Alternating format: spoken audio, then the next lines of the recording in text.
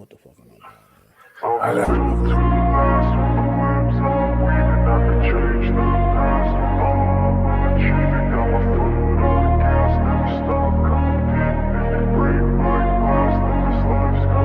I wanna be the best in the game, invest in my name. Check no restraints, I'm obsessed with the pain. I ingest, I retain, assess and I change. Possessed by the thought I'll be free one day from society's restraints. Money, clout and fame, mud, disease, a plague. We all love to hate, have to play the game, have to make a name. All our insecurities are on display. This is war with the enemy, think that it was meant to be. Living in a time where disease is on every screen. I won't let them fester me, I know most are festering. Negativity is a plague for the mentally weak. No mercy, all I got is working. Never stop searching, never quite so thirsty. I'm toxic and psychotic, with this logic you can't stop it. It's been chronic since I was a boy, so neurotic and chaotic. I'm built to last with the webs I'm weaving. I could change the past with all I'm achieving. Got my foot on gas, never stop competing. If you break like glass, then this life's gonna eat 'em. Make mistakes real fast, then you learn how to beat 'em. If you take off the cast, you can see all the healing. If the pain's in the past, move on from the grave and put your foot on the gas. No, never stop competing, yeah. I've been doing this, I'm on it. I just wanna be iconic. Sipping on a gin and tonic, got me going off when I'm on this topic, yeah. If I ever play, I want it. You know that I'm always honest. Stay away from those who are toxic. Keep them out your face, no way, you don't want it, yeah. Don't try to drain my energy. The enemy is everything. It's mentally, unhealthily, spreading like a rare disease. But I won't let it get to me. I don't need your therapy. I can leave a legacy of leading by intensity. Come on, we can fight this. Freedom is priceless. Spread just like a virus. Living in a crisis. Do you feel courageous? Do you seek greatness? Trust me. What up, what up, what up, New York Giant Nation and football fans all over the world. It is your boy, Mac the Giants fan, here with my super dope co-host, Adam Costas. Y'all know what time it is. It's time for the Week 13 edition of the Real Deal NFC East Round-Up. Punch that intro, baby.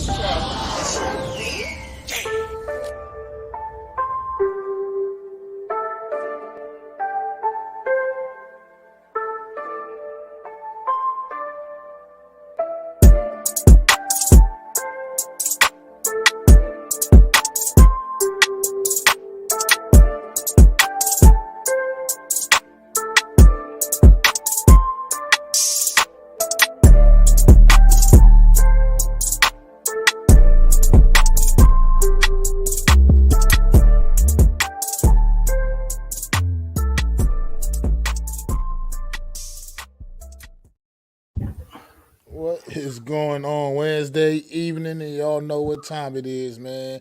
What's going on? How you feeling today, Adam, man? I am great. I don't know if you can hear me. I can hear you perfectly fine. My screen is now. Oh, great. Somehow my screen has turned pink. Oh, there we are. But man, what an intro that was. I have no idea what the hell was just going on.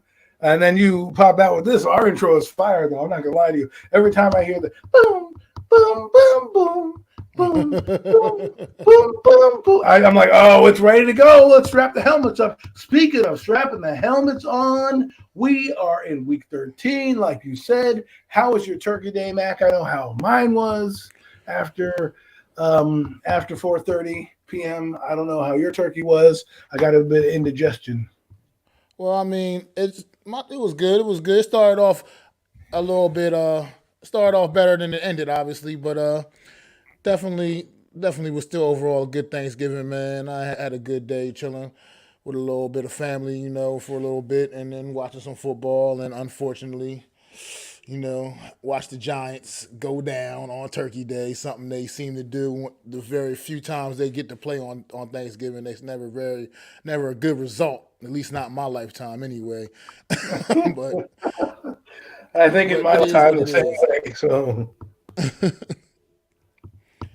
They say what's up to all people in the chat right quick, though. Guys just need to play at 1 o'clock every Sunday so they can have a better winning percentage.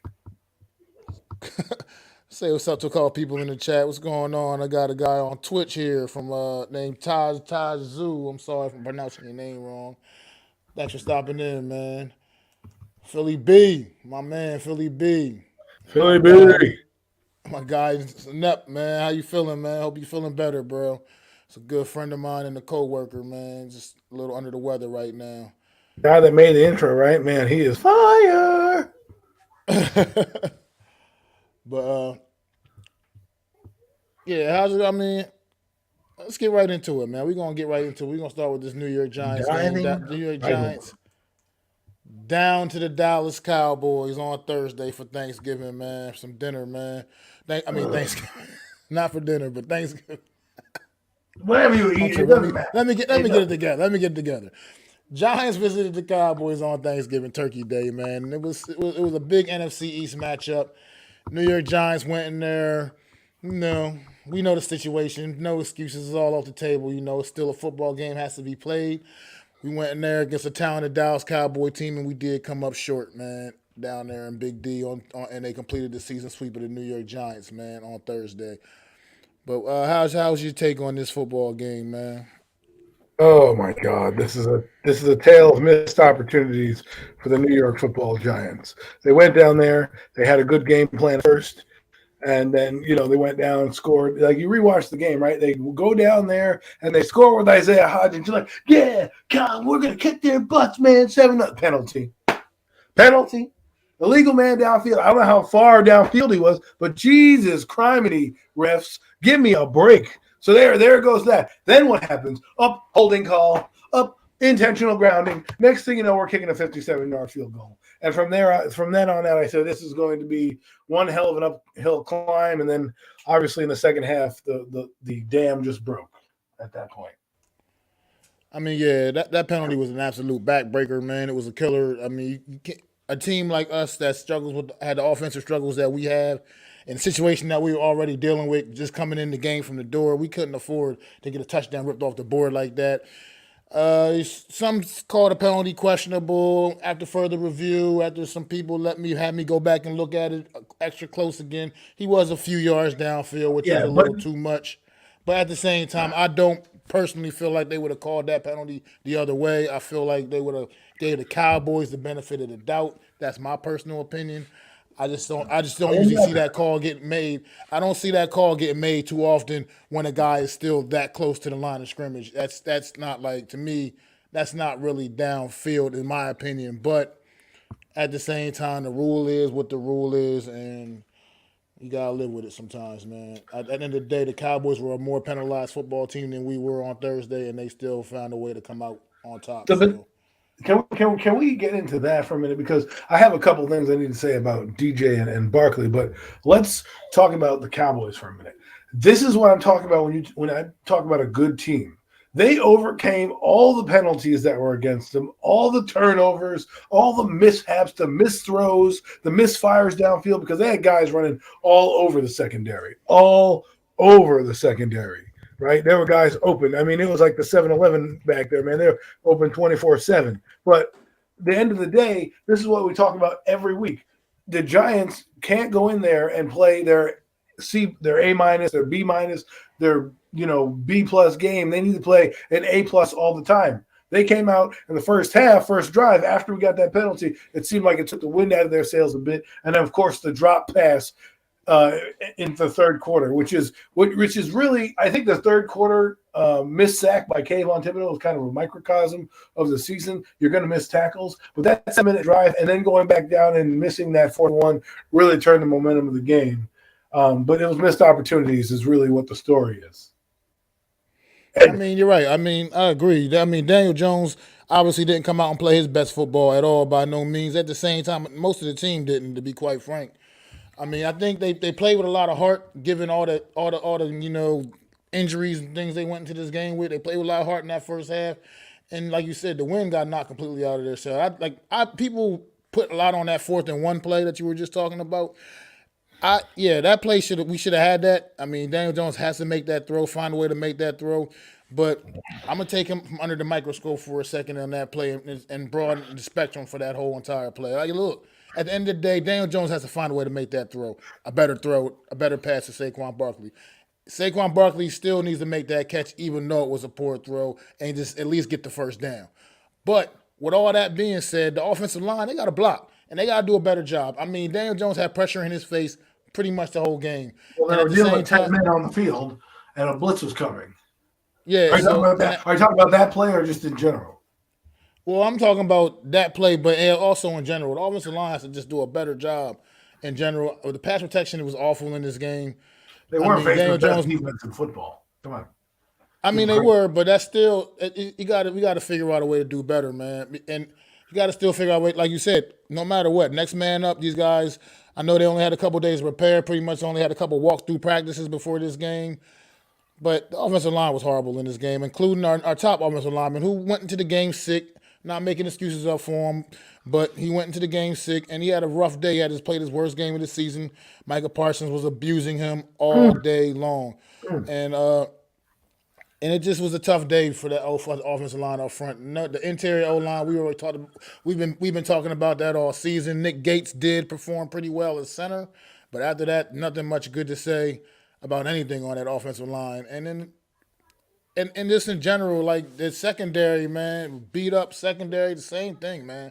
Guys got to step up. Like I said, Rodarius Williams, to me, stepped up and at least looked competent out there considering the circumstance and considering the talent that he was going against. The rest of the guys, the Darnay Holmes, the Cordell Flotts of the world, I don't know, man. I don't know what to say about those guys. They didn't rise to the challenge. I know you know what to say, but they didn't rise to the challenge, and they didn't, like I said, they didn't respond.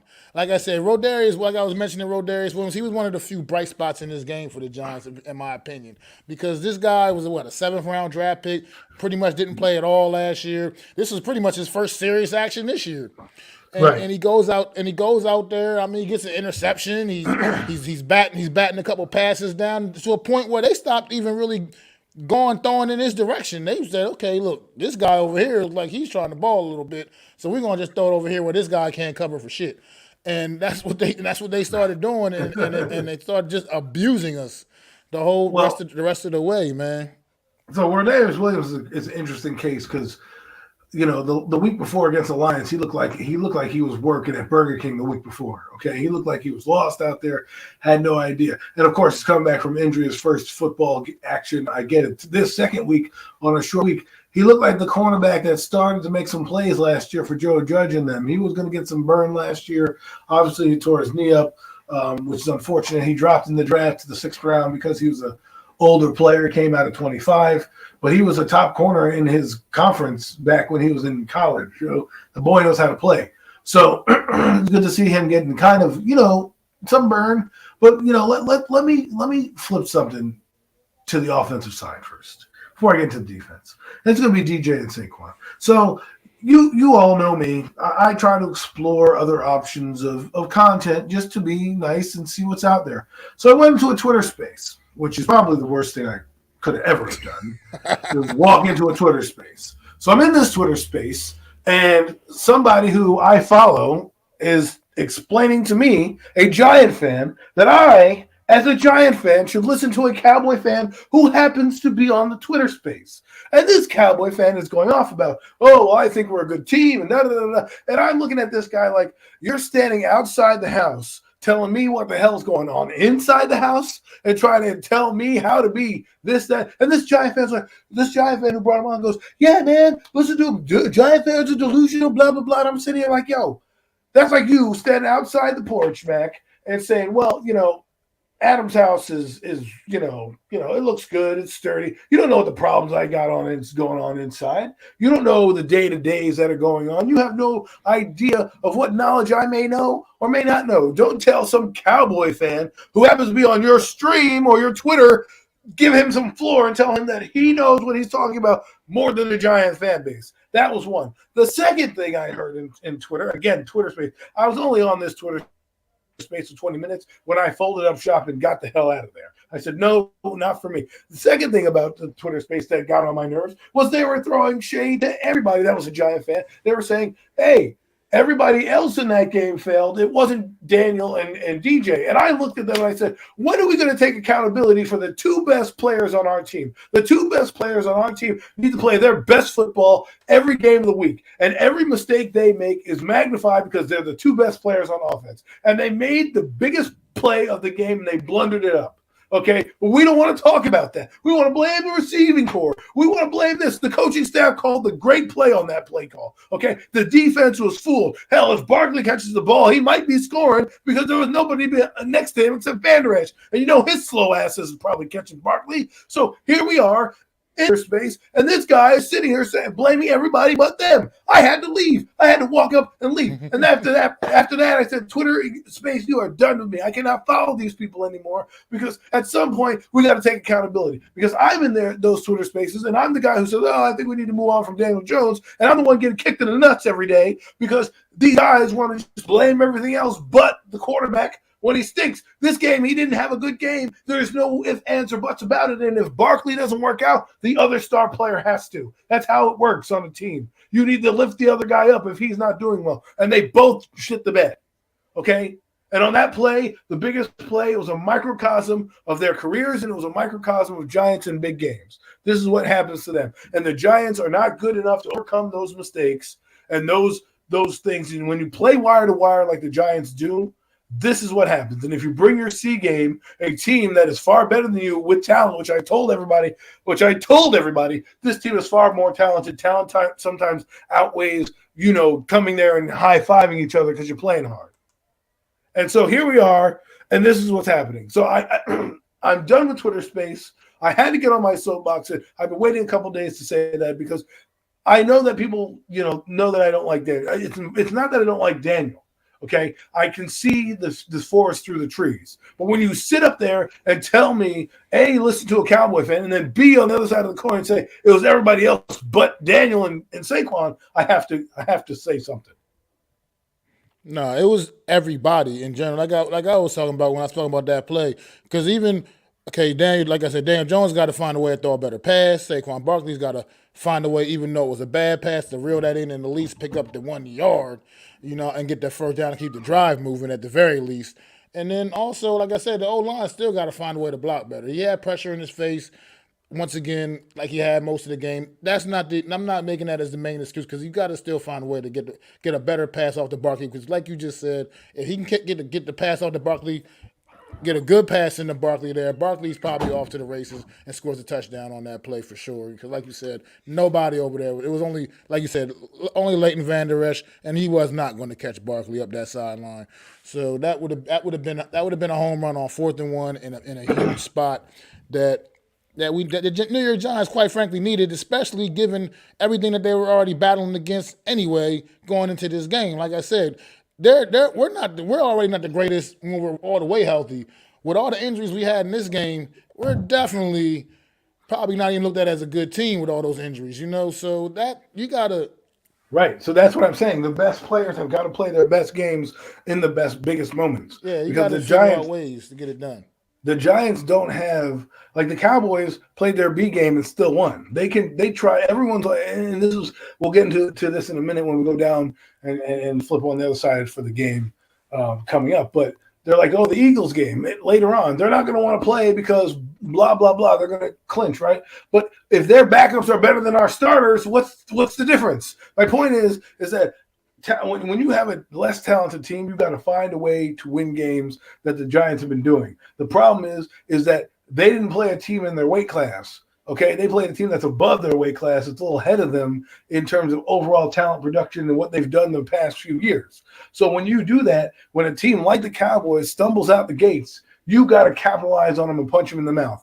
When they didn't score a touchdown in the second half, in the second quarter going out, when they got that interception, they only kicked the field goal, and they were only up a possession, that's when you knew this could be it. And then that 7-minute drive they had in the third quarter, kind of started to break their backs. And then that fourth quarter drop broke their backs because the Cowboys went back down and took the lead up 2 scores.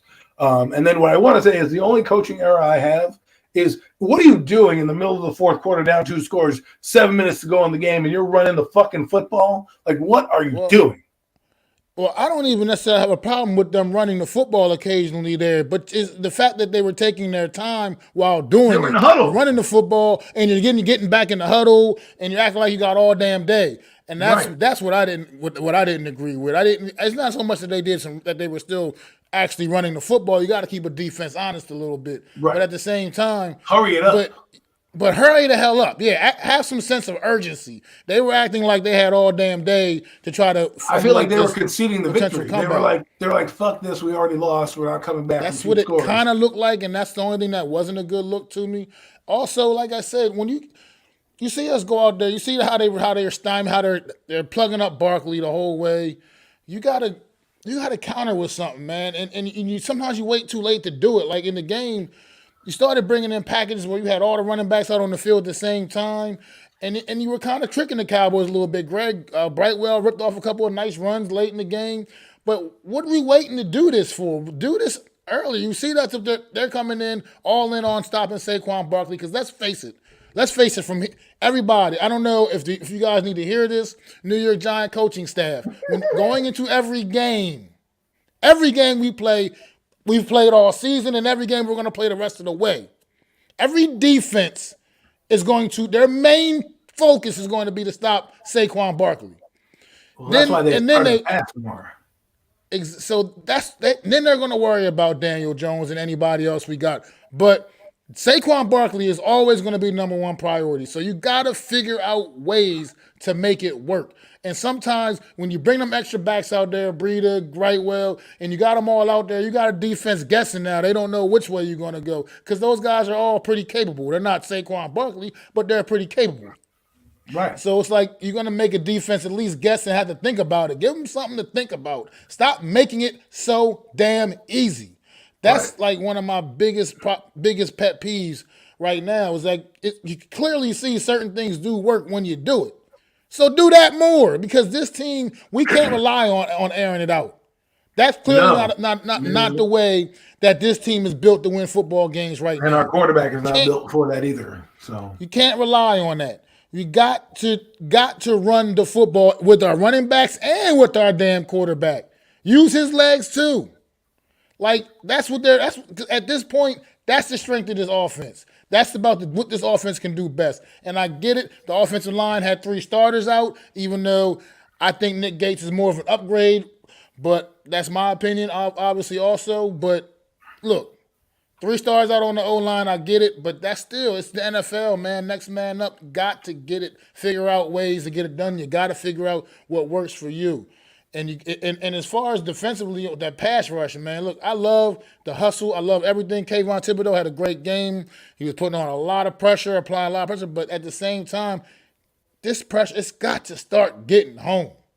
You got to get to these quarterbacks a little bit. Sometimes you got to get some sacks. You got to get them to the ground and ruffle their feathers a little bit, man. Because the pressure is one thing, but if you're not getting home ever, then after a while, they're not worried about that too much, because they're just going to figure, all right, you might get through a little bit, but I'm going to get the ball off in time on you or something. And it's just like, you just can't have that, especially with a talented group of receivers like the Cowboys have, with CeeDee Lamb, Michael Gallup. These guys, man, they all had good days out there, man. Michael Gallup made a couple of good big catches, especially mainly in the first half, and then CeeDee Lamb started making highlight reel catches late in the game, like he was at practice or something. So right. Well, I'm tired of Giant fans doing the thing too. How I heard all week prior, leading up to the game, we're going to beat this team, right? We're going to beat this team. We have a chance to beat this team. And then the game comes and they're like, oh, don't worry, it's 7-4. We're still good to go. Like, no. If you knew, because somebody told me, and he's not in the chat right now, I wish he was. Somebody told me my mindset is wrong when I was thinking about the Cowboy game. I'm like, this is probably going to be a loss. He's like, well, your mindset is wrong, because my mindset is we're going to win every game. And I'm looking at this guy like, all right, well, that's the way you think. Fine, but I understand what's going to come with our undermanned team. And guess what? We lost. We lost not just because we were undermanned, but because our team is not talented enough. See, what happened was, when you're watching those games and Dak Prescott is making those precision throws, getting hit in the face, he's throwing it to his guys, and his guys are catching the ball while another guy is on top of him. Those DBs didn't do anything outside of what they were told, which was do whatever you can to stay close, don't cause any penalties, and tackle them when they get the football. If you're going to make a play, be sure you can make the play. If not, just stay with the guy. I'm pretty sure that's what Henderson told him. Don't be a hero, and be the zero. Make the play, when it's there. So I'm sure that's why you didn't see many you saw contested catches, but guys' hands weren't up because that they were like not trying to get tackles broke. What I will say is Darnay Holmes is a marked man. Okay, the guy gets called for holding every other time. He had 3 big penalties in this game, costly ones because they kept drives alive for the Cowboys. One was a phantom call, but that's what happens in these games. It's like in the NBA when you have a guy who has a reputation of getting calls and fouls. Anything they do is going to be scrutinized. If they put their hand up for a second, right? It could be called a holding. So the Giants need to figure certain things out. I'm with you, Mac. Figure things out on offense. I'm tired of the bull crap that we get every week. And Giant fans are privy to it too. They just think that, it's got to be one thing. It's got to be another. It's nothing else. I'm telling you right now why the offense is this way. The offense is this way is because they don't have that many receivers that they can rely on. Their quarterback is not as good as they need him to be or want him to be. And their best player is clearly injured. Okay, so they are compromised like that. And we'll talk about their game on the flip side in a minute. But my last point is this. I don't want to hear any more about the bullshit. If you put a player out there and they made it to the NFL, you've got to find a way to coach them up. And if they stink, even if you're coaching them up, then they stink. Cordell Flott is still running behind guys. You might as well put a bumper sticker on somebody's butt because that's all he's looking at. I mean, I definitely agree with that. Like I said, at this point, these guys are in the NFL for a reason. They're all NFL talent, at least enough to be on the NFL roster. And you got to step up. If you're out there, your number's called. You got to go out there and step up and show and prove, man. And one last thing about this that I do want to say is this run defense. They better fucking tighten it up.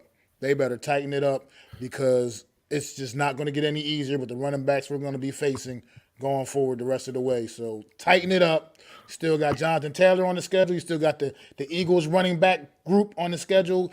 You still got Dalvin Cook on the schedule. You got Brian Robinson and Antonio Gibson coming up this week. We'll be talking about that in a few. So run defense has to tighten it up because it's unacceptable right now. Zeke looked like prime time rookie year Zeke Elliott again against us on Thanksgiving. He hasn't looked like that in a couple of years. And there aren't that many injuries. There aren't that many injuries on the defensive line. It's not like our star tackles are out, right? We've had Jahad Ward. We've had Kayvon Thibodeau. We've had Dexter Lawrence and Leonard Williams. Those guys are getting run on. It's now becoming a problem. And I just want to state that before someone says, hey, it's the run defense is lame or something like that. No, we have our starters in there, and they're getting their asses kicked.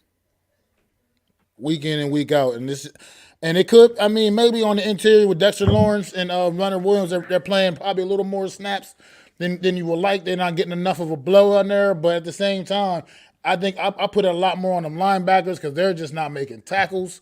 It's like I said, this team, we're in full rebuild mode, and we're blessed to be 7-4 right now. But we are in rebuild mode, and we got a lot of work to still do when we get to this off season because we got a lot of stuff to clean up, man. Yes, and we will be having off-season episodes as well, and we will be taking you all the way up to the Super Bowl, especially if there's a team from the NFC East that gets there. So, yeah, I agree with Big Dash here. It's definitely bad interior linebacker play. I feel like more so than the front because Dexter Lawrence, we know the season he's having. Well, we know the player that Leonard Williams is as well. So I understand that, but I can't just see. Here lies the problem. Okay, with Giant fans. Is that once something is a leak and leads to other problems, it's like, well, that's just a problem and it's solved, blah, blah, blah. No, those guys were getting penetration and making plays. That's what they need to do. I'm paying Leonard Williams good money to make plays behind the line of scrimmage, okay, and shore up that run defense. And I'm going to look up the stats right now. I don't even know how many tackles he had in that game. But I can't say I need him to do more, but at the same time, you're my guy. You're my guy, and I need you guys to make plays. And I can't just blame, well, the linebackers are out of place. Yeah, okay, if they're out of place, they need to get somebody out there that can do something because Jalen Smith had 10 tackles in the game. I have Leonard Williams had 6 tackles. That's the 6 quietest tackles I've ever heard. And against the Texans, he had 9. Against the Lions, he had 4. Yeah, I mean, like I said, the run defense has to definitely get a lot better. But we'll spend a half hour here on the New York Giants, man. You got any on the Giants and Cowboys? You got any more final thoughts on this football game? No, absolutely not. I do not either, man. We're gonna move on, and we'll be getting back to the Giants a little bit later in the program. Oh, we will. No, we definitely will. It's called a teaser, folks. We're gonna go to Sunday night football. We're gonna go to Philly. You know, a place down the turnpike. We all hate. We're gonna go to at least up the turnpike for you, Mike. Down the turnpike for me. So it's up the turnpike for me. Yeah. So we're gonna go to Philly, Green Bay. yeah, I agree with that, Big Dash. Jalen Smith should have had 20 tackles the way they was running the ball at him. But we're gonna go to Green Bay visited the Philadelphia Eagles on Sunday night. This game ended up being a little more entertaining, a little more competitive than I think a lot of people might have thought. Aaron Rodgers, I mean, he's Aaron Rodgers. I mean, no matter what, you got a guy like Aaron Rodgers out there, no matter who else you got on your team, he's gonna give you a chance to obviously give you opportunities to be competitive and be in the football game. And that's what the Green Bay Packers were against the Philadelphia Eagles. It actually was a pretty entertaining football game. For the first half. Or the first half was, a lot more entertaining than the second half. But Tell it to halves. But at the same, but it was a fun game. These guys went out there, they balled out, got a high scoring matchup, 73 points. So if you took the over, you nailed it. But the Eagles, man, look, this is what opposite of what we were just talking about with the Giants. This is like the Philadelphia Eagles here. They're such a good football team, man, that even when their backs seem to be against the wall, they can come out swinging and come out fighting, and they still can figure out a way to win games. And let's face it, their talent is not even our talent is not comparable to the Eagles' talent right now this current season. So they can find ways to overcome any mistakes that may be happening, anything that's not going their way, and they can still work it out, man. Aaron Rodgers, they took the Green Bay Packers took their best punch, man, and they still found a way to hang on and win this football game. So, what you got about the Philadelphia Eagles, Adam, man? Well, first and foremost, the Eagles are clearly the best talented team in the NFC conference. That's what I feel after this game. And they took it to the Green Bay Packers. I know a lot of people are like, oh, their defense. Listen, we've seen these kind of teams before. The Indianapolis Colts didn't have a great defense, but their offense was a juggernaut in scoring. So it allowed their defense to get pressure on the quarterback because that's what they were built to do. They weren't built to stop the run. Here, what happened with Aaron Rodgers and stuff is I think Aaron Rodgers is starting to get some chemistry with a guy like the Watson kid and Randall Cobb and things like that. They're starting to find their groove and their niche. And, Aaron Rodgers shows you why he's Aaron Rodgers. But they also had a guy like Jordan Love who came in and had one throw. And to Christian Watson, who, by the way, can we give that boy some praise? Because we had a chance to get that kid too. And we're talking about 6 touchdowns in the last 3 games, I think. Yes. He is on fire. I mean, listen, he had a couple struggles early on, especially in one day he didn't play that much. But I know in some games he lost the ball in the lights, and he had to develop. He had to, get his feet wet in the NFL. And now he's gotten his feet wet. He knows he can play. Aaron Rodgers is now looking for him, and he's making plays. So I think they're going to be a dynamic duo him going forward. They got their receiver of the future. They're back. What the Eagles showed me on Sunday, though, was that they clearly are a well-coached football team and are not afraid of anything. They're not afraid of anything. And Jalen Hurts, can we give the kid credit, please? I mean, I know we don't want to because he's an Eagle fan. I know a lot of our Giant fanhood is based on hating the Eagles. And so when we look at a guy, even if he does well and he plays for a team that we hate him, we got to give this guy praise because he played on Sunday like an MVP. Whenever his team went down, he went down and scored another touchdown. He said, "Oh yeah, I'll put the team on my shoulders," and he went out and he had a phenomenal game. He didn't do anything crazy. He didn't yard, but he had 186 yards rushing. Some crazy stat like that. And that was 157. But it's good because either way. sorry, off by 30 yards, but without looking at the stats in front of me. And then he had 150 yards rushing, and then he had like 2 touchdowns each rushing and throwing. It was just like an incredible performance. And I told somebody via text, I said, you're looking at the new prototypical quarterback that they want in the NFL right now. They want a guy that can, like him and Justin Fields. There are going to be more guys like this coming in the NFL, especially with a lot more teams running the RPO. Okay, I'm telling this not because I want a quarterback like this. Eventually, it'll go back to pocket passers at some point because that's when you're going to need to win.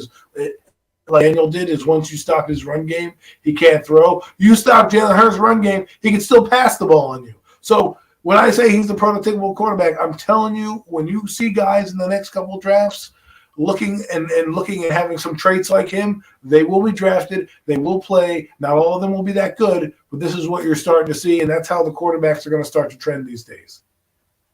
Well, I want to tip what you just said because the Eagles, that's what they have proven this season. They're going to win football games however they have to, whether that's with Jalen Hurts' arms or just behind a strong run game.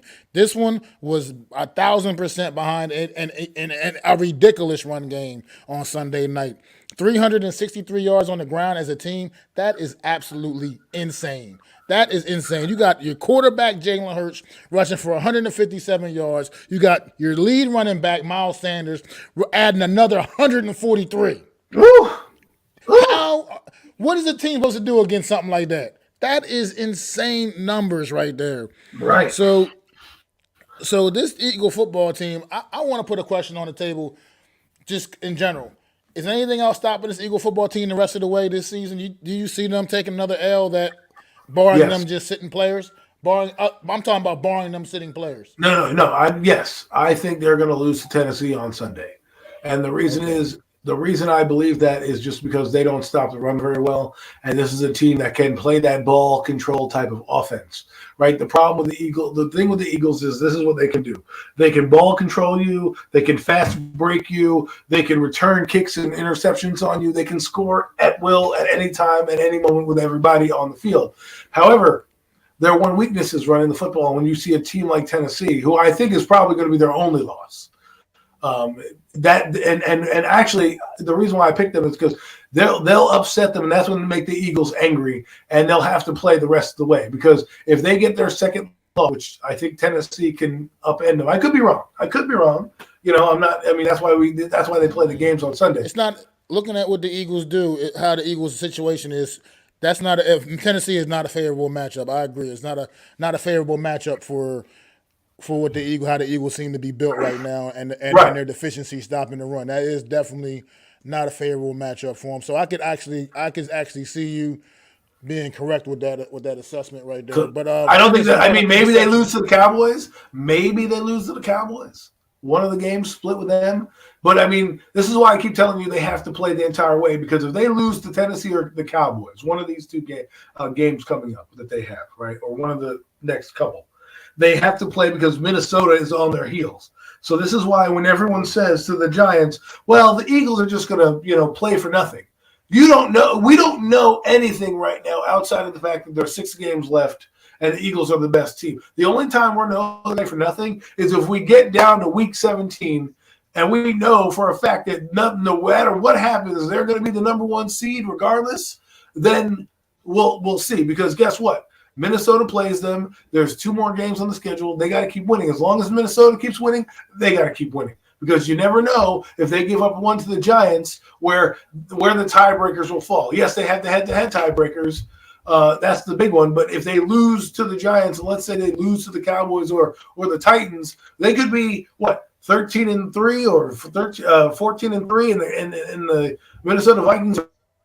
And guess what? Now they're the number 1 seed, and the Eagles are playing in the wild card. So make sure that they have to take care of business. I think they're going to drop a game here to the Tennessee Titans just because of the matchup. I think Tennessee is not going to want to play pass game against them, because they're going to want to drag it out and score touchdowns and make the Eagles make the Eagles have to quickly score and try to put the time of possession on their side. That's the only way you're going to beat them. Well, another thing the Eagles is going to be dealing with, honestly, on this game Sunday night, they lost a big piece on their defense. A guy that's been a big part of their success defensively, man. They're leading the league in interceptions, I believe. C.J. Gardner-Johnson, the guy they got from the Saints before the season started, the safety. That's a big injury. That's a big hit. And I'm not sure if he's going to be out the rest of the way, but he's going to be out for some time. He's going to miss a few games for sure.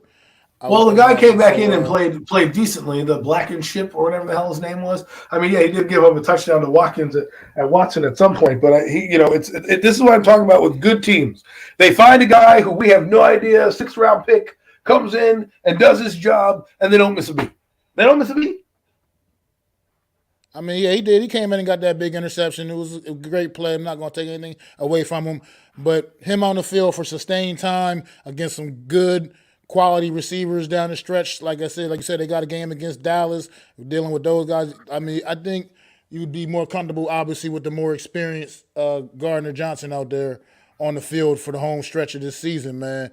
But as long as they can get them back for the postseason and things, I think they'll be all right. They'll still figure it out and be all right. Like you said, they're a good football team, loaded with talent. They got backups that would be starters on our football team. So on the New York Giants, for instance. So yeah, that's not that hard.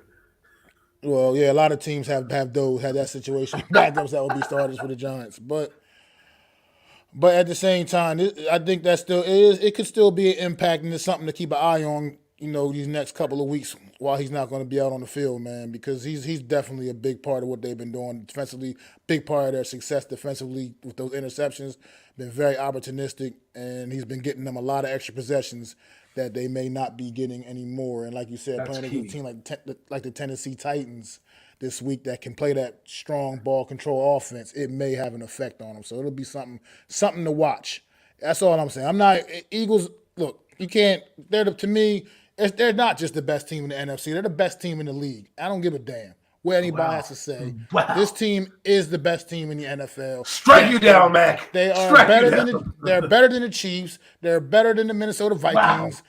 You know what I mean? It is what it is. I don't like having to admit it. I don't like having to say it, but it is to me the truth. Jalen Hurts. You're saying they're going to represent the NFC in the Super Bowl? Is that what you're saying? As of right now, they're number one on the list for me to represent the NFC in Super Bowl now because they're the best team in the league. Like I said, not even just the NFC conference, not just the NFC East. They're the best team in the league. Point blank, period. It's what it is. And I could honestly right now, I know it's a lot of being the MVP debate, and it should be Tua, it should be this, it should be that. It should be Jalen Hurts. Oh, it's the same time. Hurts, man. It should absolutely be Jalen Hurts, man. That's what this young man is the MVP of the season right now up to this point, and I don't see what's going to. Only thing I can see stopping it is if he goes out there and gets injured. And I'm not wishing that on nobody, so don't think I'm even trying to wish that on somebody. I'm just saying that's the only thing I can see stopping him. He's just like this game on Sunday. Like you said, his numbers are just that's not normal numbers, man. And I know Tua's having this great year down in Miami, throwing the ball over the place to Tyreek Hill and Jalen Waddle, but Jalen Hurts is just looking just like something extra special right now, man. And I don't like giving Eagles props, man. I really don't. It really grinds my gears. I have to say nice things about the Eagles. But it is what it is, man. To me, like I said, best team in football, the quarterback that's leading the best team in football, to me should be the MVP, man. And we'll see what happens here going down the stretch. He is playing at an MVP level. See, what happens is when look at the game against the Indianapolis Colts. Prime example. That game wasn't doing that well with their running game. Their offense was sputtering. Who stepped up to the plate and raised the bar on the whole team? The quarterback. He threw a touchdown and then he ran one in. Okay, what Jalen Hurts is doing has to be given credit. And this is my problem that I have, is a lot of people have bias, especially in our area of manhood. A lot of people, don't want to give credit where credit is due. And then a lot of people also don't want to believe that this guy couldn't be doing this. And to me, it's like, I'm looking at him like what he's done, and I compare what we have and how we can go going forward. And like I told you, he's the prototypical quarterback right now. Why do I believe he's the prototypical quarterback? Because he does everything right now that you need him to do. He can throw the ball 30 times and keep you in the game. He can rush the ball 30 times and keep you in the game. He can do both. And happens at night, like on Sunday night with the world watching, putting the team on his back and essentially being a one-man wrecking crew out there. And I want them to give the MVP to the guy that deserves it. I can't believe, the Eagles in 5 years later get another MVP-type quarterback under center again. They got rid of Carson Wentz, who in 2017, when they were going on their Super Bowl run, he was playing at an MVP level. He would have been MVP of the league that year if he didn't tear his knee up. And here we come down the stretch, and here is Jalen Hurts playing at the same level, if not a better level, than Carson Wentz. And by the way, he is a second round. He's a second round pick, people. That's all I have to say. He's a second round pick, as opposed to a guy who, like Carson Wentz, was picked number 2 overall in the draft, or dare I say our quarterback number 6. This is a number 2 player. This is a guy picked second in the draft, second round. They didn't even really want him. They just took a flyer on the guy and said, we're going to take him, hoping that he's at least a backup and a solid starter. Well, guess what? He's flirting with being an MVP. He absolutely is. And real quick before we go away from the Eagles, Philly Sports Talk Podcast says Jordan Davis I'm assuming he's talking about Jordan Davis, is back in the lineup this week. How you think the impact that can have, maybe shoring up that run defense a little bit? I think it'll be good. I think they'll have a 3-man rotation with Linval Joseph and Davis and Sue. Sue really made an impact. You could start to see in that game. He was disruptive to Aaron Rodgers. He's really what I didn't want the Eagles to get. A healthy Ndamukong Suh, a guy who can play. Linval Joseph, he's getting his sea legs about him, but Jordan Davis is a rookie. So what I think is going to happen is you're going to see a heavy rotation of those 3 guys, and you're going to have a fresh body in there come the end of the year, especially because Ndamukong Suh can now also kick over and play for Fletcher Cox. So you can kind of keep those defensive tackles moving. Well, I think right now, with Ndamukong Suh, especially from what I saw Sunday night, he seems to be more of a presence with the interior pass rush more so than necessarily plugging up the run. You know what I mean? So they're going to need Linval Joseph to, like you said, get his legs back underneath him, and Jordan Davis to pretty much kind of hold it down in that department. I feel like a lot for the most part. Think about run stuff, and for the most part. The kid, the Ndamukong Suh, comes in, collapses the pocket, and that sweat kid they have on their team comes up with a big sack. So he already pays dividends in that regard. And I think that he can stop the run. It's not like he's not capable. Ndamukong Suh was on a Hall of Fame tear when he was with Detroit. I really thought he was going to put his bust in Canton, and then injuries and Detroit kind of kills your spirit. But, he looks healthy. He wants to win another ring. Linval Joseph looks like the guy that got to get his sea legs about him. But I think Linval will play well. And having Jordan Davis in there with these 3 guys plus Fletcher Cox, I do not want to play them with our suspect offensive line. Let's just put it to you that way. Yeah, I agree. Look, we'll see what happens when we get to that in a couple of weeks. But what's going on, Coach Ed? Thanks for popping in, man. Really appreciate it, bro.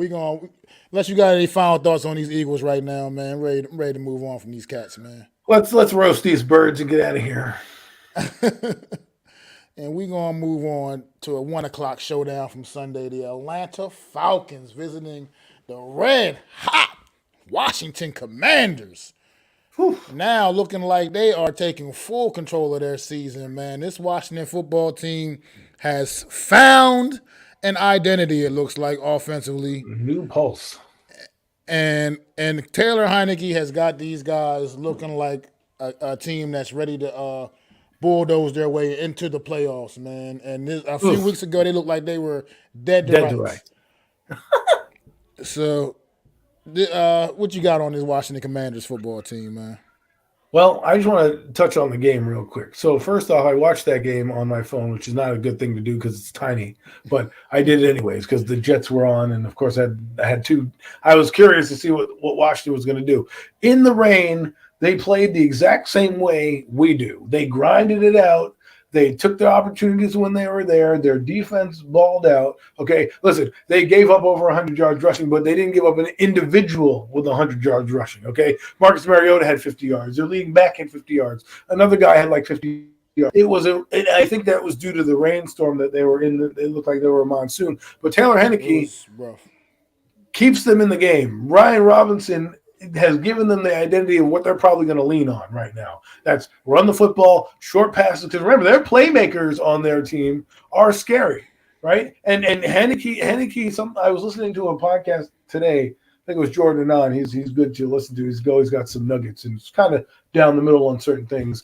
He interviewed a Redskins, Commander beat reporter, and they were saying like Brian Robinson has kind of changed what they were going to do, right? And Tyler Heineke has come in and stabilized the quarterback position. Not that he's playing better per se than Carson Wentz, because he is putting the ball in harm's way, but for whatever reason, he has more of a chemistry with the guys out there, so he can anticipate Terry McLaurin on a certain play. And I will say this is a dangerous team coming in here. I don't want you to let that game fool you, because the game against Atlanta is the same game they're going to be defending against come Sunday against the Giants. Because Marcus Mariota and the Atlanta Falcons are the exact team as the Giants. They run the football, they do the RPO action, right? And then they try to set up your plays downfield with Drake London and Kyle Pitts, okay? And this team held them to 13 points when they were scoring all over the yard in some games, okay? And you may not like the Redskins, the Commanders, and yeah, they probably should have lost this game in the last second, but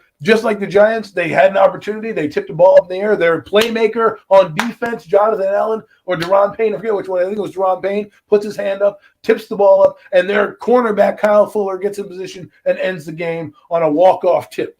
And that's how they've been playing wire to wire, right? So now, if I'm them and I'm coming down up the turnpike to the Meadowlands, I'm not afraid. And this is why I tell people, and we can get into this game in a minute because this is what we're going to lead into. This Commander team is dangerous.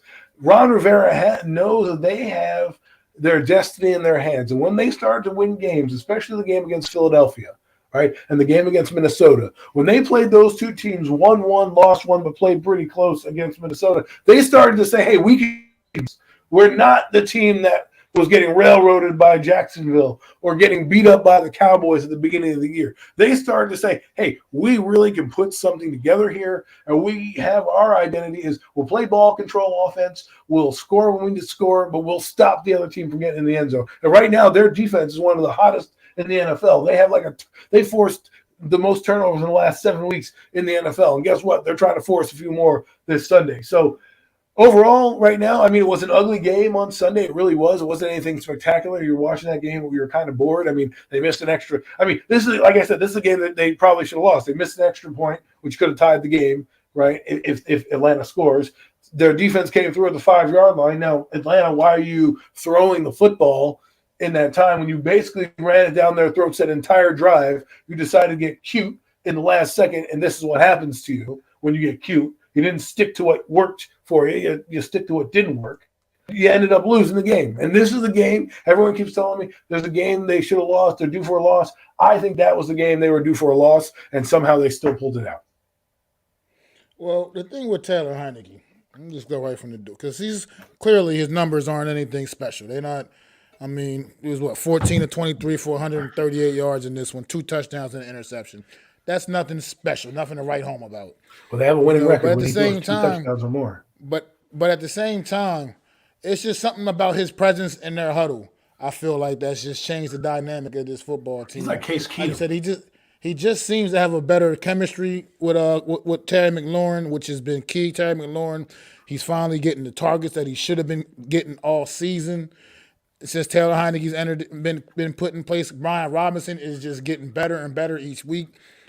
Went for over 100 yards rushing on the ground. I didn't realize he was in this one. Who, Brian Robinson? Yes, I thought he was. Absolutely. I thought he was already on the team. The way he carried himself, the way they talked about him, I thought he was on the team for a lot longer than he was. So he's a rookie. He came in, and then he had the situation right before the season started where he got shot, unfortunately. But now he's getting his legs back under him, and this guy, he runs hard, man. He is a load. He's a load, man. He's going to be hard to handle on Sunday for the New York Giants. And one thing I do gotta say, this is kind of not really football related, but after the game, I don't know if anybody's seen Brian Robinson in his post game interview. I need one of them hats in New York Giant blue, baby. I need one of them. So anybody know where I can find one of them hats at? Actually, in New York Giant blue. I think man? I can get you. I think I can get you. They said that there's a link that can be sent to it. So I will look up that story. I saw it somewhere. I will see if I can get you that information. Maybe you can call in the company and see how much they are. But that'd be funny to walk around in. I think he's starting a new trend with that. It's pretty cool. The NFL should jump on that. If I'm the NFL, why am I not calling Brian Robinson right now and calling the company that made that and said, let's do a deal right now, right now. I mean, think about it, right? If I were the marketing team in Roger Goodell on Park Avenue, I'm calling that guy up. First, I'm calling Brian Robinson to congratulate him on the new merchandise. And then the second thing I'm doing is finding out what the company is. And third, I'm like, yo, it's 25 days till Christmas. Let's get these on the shelf somewhere and get these orders ready to go because, someone was going to want to open that under their tree or celebrate for Hanukkah, whatever holiday you celebrate this holiday season. Yeah, so, I mean, it's like you said, this game, not really much. This game it was like I said, rough, ugly, muddy game. Not much. But I was on the edge of my seat the entire time. I was like, oh my God, what's going to happen? Well, because it was still right down to the wire. I mean, I think it's because the Giants are playing them, and I'm so nervous about what's going to happen that I'm if the Redskins or whatever, I can't not call them that. 85 years has been hard. Okay, if this team did not lost to Atlanta, everyone would be like, oh, they stink. They're back to the same old thing. Or if they lost a couple of games, they're playing football like a winning team should. They're overcoming mistakes. They're making plays when they have to, and they're keeping teams out of the end zone. I mean, they're stepping up all across the board. So this Washington football team definitely one of the hottest teams in the league right now currently, and it's at the right time of the season. And it's right at the right time of the season, man. This is when you're supposed to, when you get hot, man. And they have put themselves all the way back into the playoff picture. And right now, the season was ended right now. The Washington Commanders would absolutely be in the playoffs, in the postseason, above the Seattle Seahawks. So for now, I mean, if the season was over right now, the whole entire division would be in the postseason, actually, if the season was over this week. The Raiders, you can thank the Raiders for that one.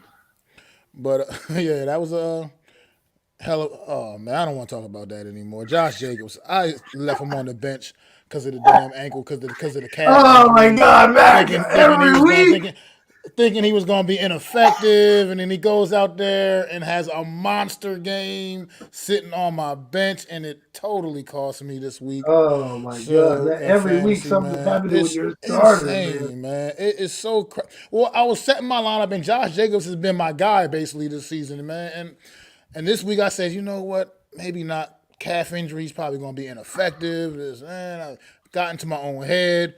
And told you. He goes out there and does, man. Went out there and showed off, man. Hopefully you weren't in a championship game, because if that was me and that would have been it, I would have walked away and probably hit in a hole somewhere. Definitely not a championship game.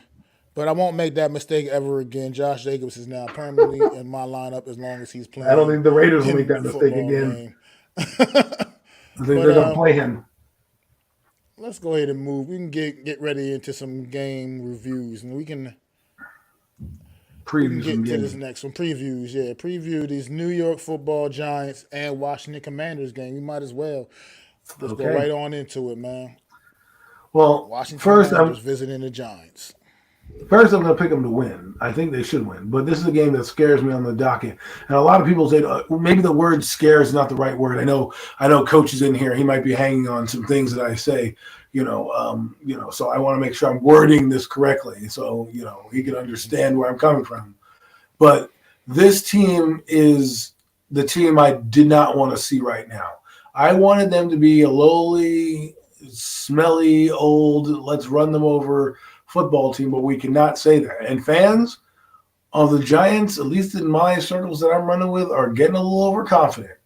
Oh, Daniel Bellinger's back, and oh, Evan Neal's back, and oh, these guys are back. And I'm like, well, they weren't the best O-line and with those guys. They're capable, but I guess you're underestimating the capabilities of the front seven of the Commanders. The front seven of the Commander is a pretty good front seven, okay? And, it's one of those things where I believe that the Giants will have to play not only their A game, but like their A++ game, because the Commanders are looking at the Giants as they come into this game with their destiny in their hands. They know they win these 2 games against New York, they're all but in the playoffs. All but in the playoffs. And they can knock the Giants out with this win. And I don't want the only reason I'm a little bit apprehensive about this game and not overlooking these Commanders is they've been there before in this regime, right? It's not the first time Ron Rivera has brought them to the playoffs or they've had playoff type of games. They're playing the hottest right now in the football, outside of probably the Eagles, who, by the way, they beat. Okay, they went into their building and beat them. The other thing that concerns me is that the Giants' offense struggles to score points. And if you take out Saquon, which this defense can, it's going to be a struggle against them to score points. Even though Atlanta ran the football effectively, not effectively, but enough, they still played good enough defense to keep them out of the end zone and keep them at bay. And we really need, the Giants figure out their slump, because right now they're in a slump. They're in a 2-game slump. They don't look good. There's a lot of holes that are being, need to be plugged. We're praising guys who, while they, Bellinger's had a good season, it's not like an all-pro. Evan Neal having a good season, not like he was playing all-pro, and he's going up against Montez Sweat and a very good front seven. So let's see what happens. I'm apprehensive, but I think they're going to win this game. I have a bit of a feeling, but, it's one of those things where it's one of those 50-50 games where you're not punching above your weight class, you're not punching under your weight class. This guy weighs the same as you and basically has won and done everything the same thing you did, and is looking at you like, hey, you have 7 wins, we have 7 wins. We want to get to 8 wins in the playoffs. We want to prevent you from doing that, and let's see what happens on Sunday. Biggest game we're playing in probably 5 years. Well, here we go. Uh-oh. And the Washington Commanders. They are very hot right now. They are on the road. They are playing very good football right now. I'm not going to take that away from them. Oh, there's a but. I am a believer, though, in certain matchups and certain teams, especially within the divisional like this. We tend to play better football for whatever reason against this Washington Commanders team. Daniel Jones, for whatever reason, plays his absolute best football against the Washington Commanders. Eating gold. And I'm a believer in that because to an extent, because it's just been the proof. It's proven to be true. Although even in the loss twice to them last year, so. Daniel Jones lost to him last year in the second game of the season, but it wasn't because Daniel Jones played poorly. He lost in the first game. Daniel Jones played. That's what I said. It wasn't because he played poorly, though. It wasn't because Daniel Jones played great in that game.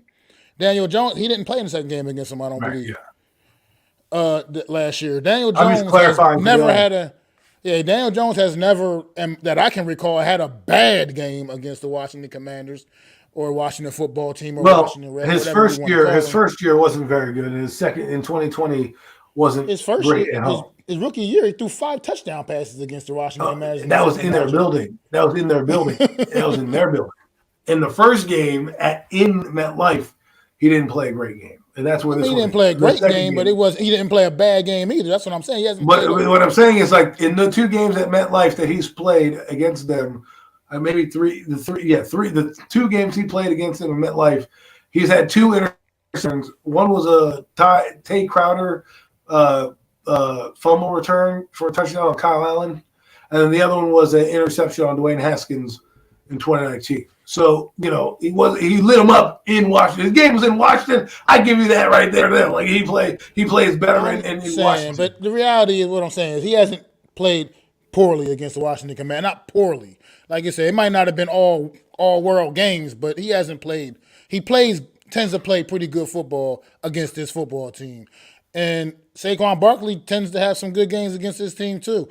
Especially when he's healthy. And he might not be 100% healthy right now with this shoulder thing, but it's just something about certain matchups, and they just this one seems to be a favorable one with the past recent history for the New York Giants. And I'm talking about with some of the players that are still on this football team right now included. Like, this is just one of those, like, it's just one of those matches. It's like, remember during Eli Manning's career, the one team I hated when we were on our schedule when Eli Manning was our quarterback was the Minnesota Vikings. Because for whatever reason, it seemed like that color was like kryptonite for Eli Manning. And he would go out there and just have the absolute worst games of his life against the Minnesota Vikings. Certain things are you just got to believe in certain things. And then another thing about this New York Giants team, especially this week in particular, because last week I was saying I didn't really believe we were going to be able to get the job done against the Cowboys, but we went out there and we showed a lot of heart against the Cowboys while we were very undermanned. The fact that we are getting some of our guys back could only be more positive signs for the New York Giants here, man. So I don't want to undervalue that. I get it. They're going against the front seven of the Washington Commanders, who are getting Chase Young back. It looks like maybe getting Chase Young back into that lineup. Let me ask you this. And I Who's get it, more but I get talented on defense? Are the Redskins? I get the talent. I get the talent. I get the talent thing. I know they have more talent on their team than we do. I get it. But like I've been telling you, keep saying to you, almost every team that we played on our schedule has had more talent. Yes, but they played the same way as we do. It's not like they're beating teams in a new fashion. They play the exact same way. I get it. I understand what you're saying there, but I'm just saying I understand what you're saying. But what I'm also saying is that this is just one of those matchups that I feel like it just seems to go the New York Giants' way more times than not. And I know it's all different years, new this, new that.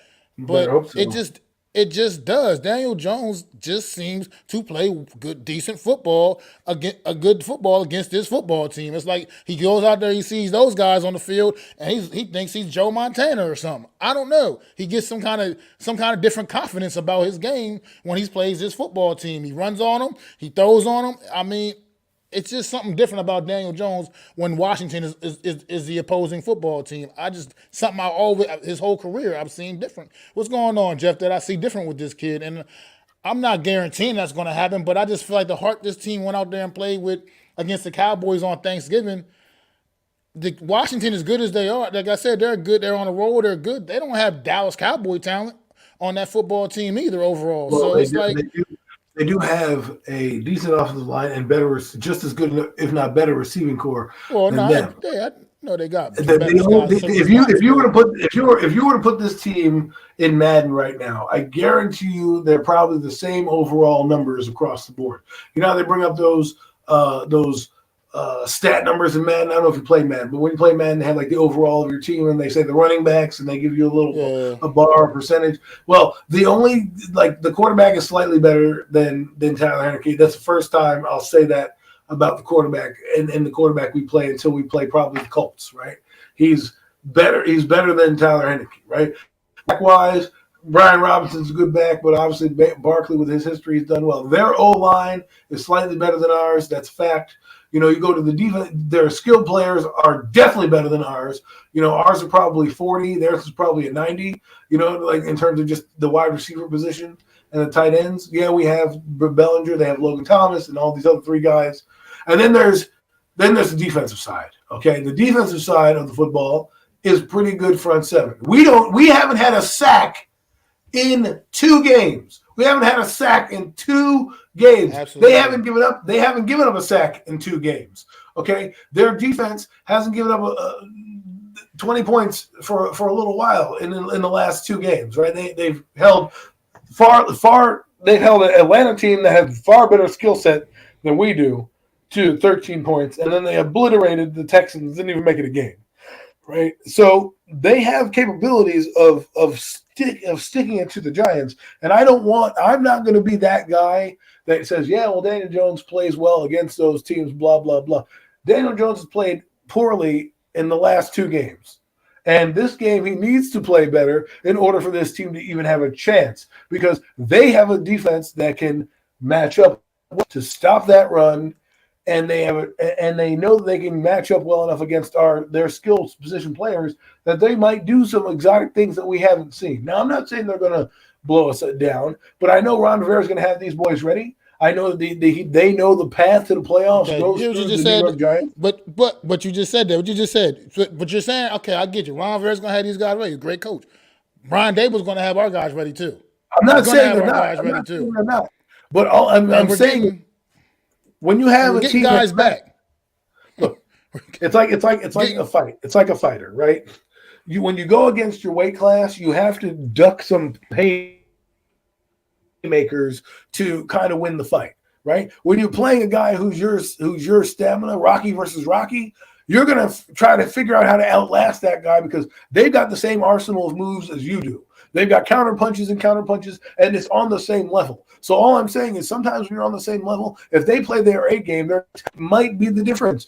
I'm not saying it will. I understand what everyone said about playing other talented teams. We've been opportunistic, just like they have, right? Their defense has been opportunistic. They beat some good teams on their docket as well and played some good teams on their end as well and have made interceptions, right? But let's not, if we're going to praise the Giants, we've got to praise what they have done as well because now, remember, we picked third in the NFC East rankings when we made these in August, right?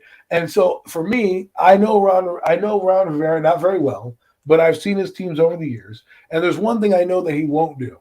He won't just get these. He won't have these guys lie down. I think they're going to bring their A game. I really do believe it.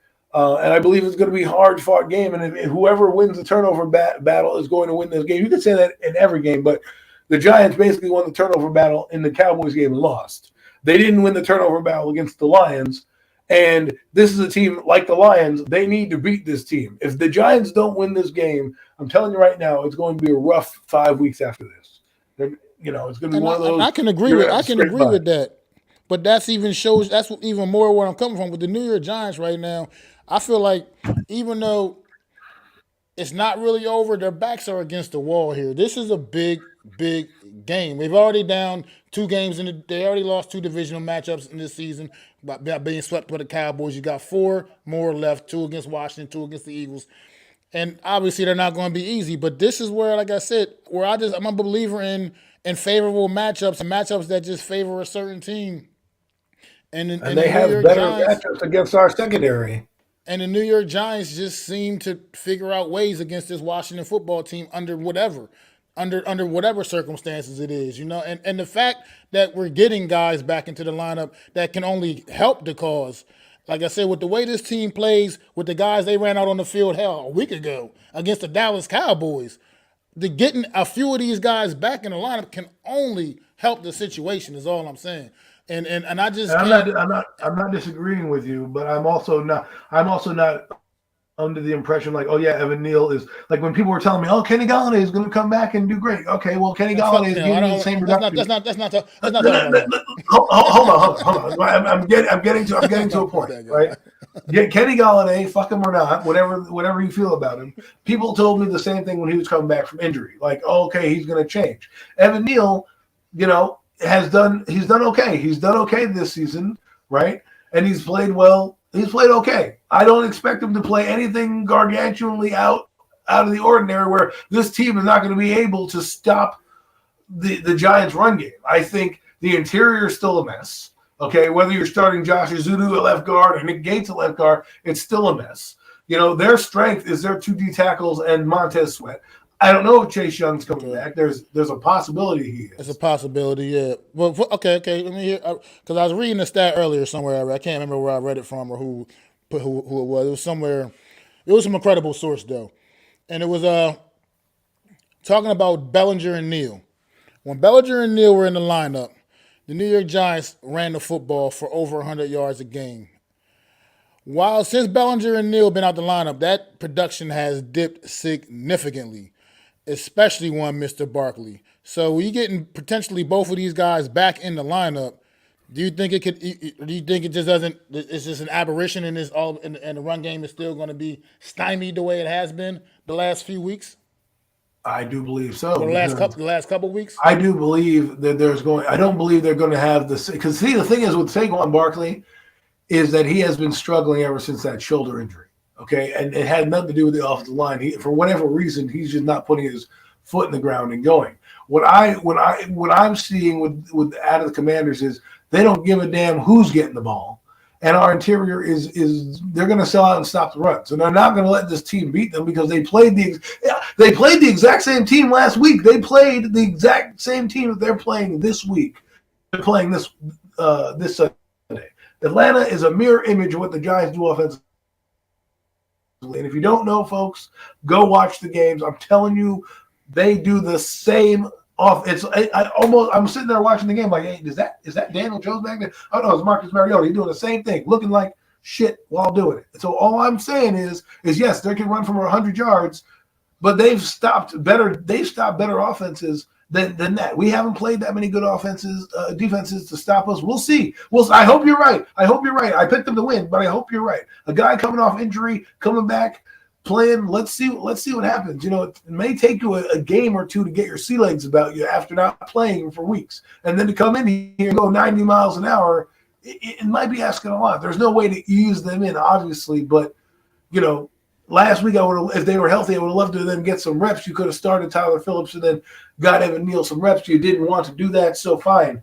Here we are 10 days later. We'll see if it happens. We'll see. I'm just saying, don't underestimate that Commanders team because they will beat you. I'm not underestimating the team. I'm just saying in the previous history right now and that we can go on, this has been a favorable matchup for the New York Giants. New York Giants just seem to have answers when they play the Commanders. This is NFC East stuff here too, because it seems like in the NFC East it can just go full. The Giants play the Commanders well. The Cowboys play the Eagles well. Tend to usually play the Eagles well. It can go in full. That's the NFC East football, man. These matchups are just everything's on the table when it comes to the NFC East. And I know you realize last year we went 1-5 in the NFC East. I understand that, but come on, last year we know what last year was, bro. I'm just saying. We know what last year was. Listen. I get what you're saying, but the Commanders are going to look at the team last year. Which, by the way, here's a funny stat: Daniel Jones has the same exact numbers, if not almost identical, if not identical numbers after 11 games last year. After he stopped, right? That's after 3 seasons, same kind of numbers. Now, of course, he's going to probably play, the full complement of games, so those numbers will look a little better. But what it tells me is different engine, different paint, same results. Meaning, when you have that, it tells me all I need to know about a particular player. If you change everything out and in the same fucking different offense, he's getting the same numbers, tells me exactly what I need to know. So my point is what's happening is this. The Commanders know they can beat the Giants with or without Daniel Jones. They know it. They're a far less talented team. In week 2 of last year, you look at the lineup that we had, the offensive line was abysmal. But we had Galladay, Slayton, and Barkley all playing in that game, right? Now, we don't even know if Kenny Galladay – I don't even know what Kenny Galladay is. He hasn't played all season. It doesn't matter. He's a no factor. So he's a no factor regardless. It doesn't matter. Well, let me ask you this question about this, Kenny G, and then we can maybe move on to another team because we spend a lot of time with the Giants. But do you think they are not utilizing him properly? Because when Daboll came in, he said, I want to play to the strengths of my players. Yet when Kenny Galladay gets the football, it's a slant route when his strength is probably a 50-50 or a deep route. Do you think they're putting him in the best position?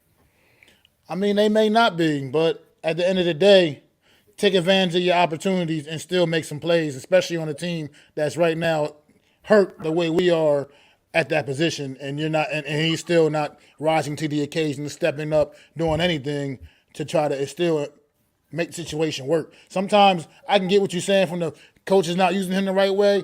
At the end of the day, he's a professional.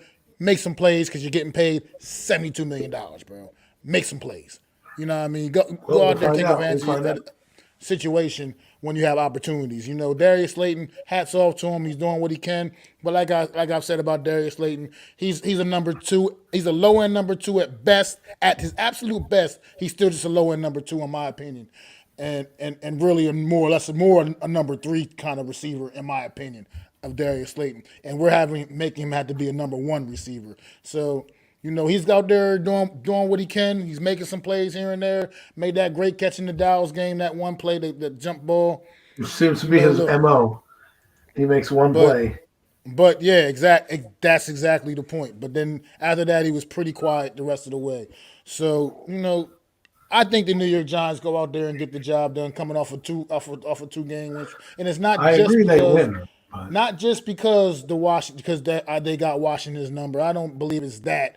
I believe that it's just this New York Giants team is going to be fired up, ready to go. Hopefully, we get Azeez Ojulari back in that lineup. Have our bookend pass rushers out there for only the third time this season, I believe, and together, and hopefully we can get some actual sacks along with that pressure.